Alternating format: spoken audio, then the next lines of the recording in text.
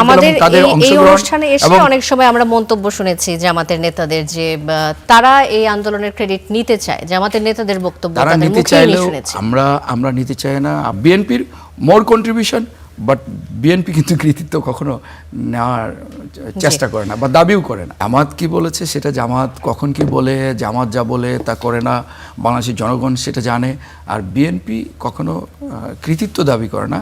তবে এটিও বাস্তবতা, বিএনপি বাংলাদেশের সর্ববৃহৎ জনপ্রিয় রাজনৈতিক দল আমাদের এবং তাদের এই অংশগ্রহণ অনুষ্ঠানে এসে অনেক সময় আমরা মন্তব্য শুনেছি জামাতের নেতাদের যে তারা এই আন্দোলনের ক্রেডিট নিতে চায়, জামাতের নেতাদের বক্তব্য তারা তাদের নিতে মুখেই চাইলেও শুনেছি।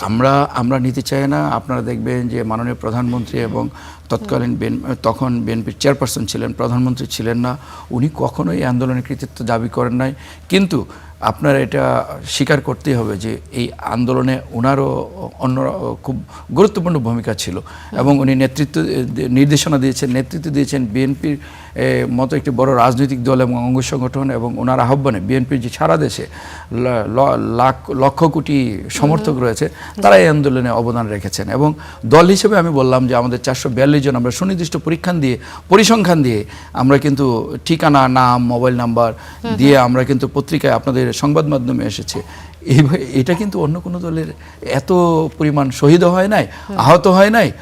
তো এটা অন্য কোনো দল এই তারা কৃতিত্ব দাবি করতে পারবে, কিন্তু কন্ট্রিবিউশন তাদের মানে মোর ক্রেডিট মানে তারা দাবি করেন, কিন্তু বাট লেস কন্ট্রিবিউশন।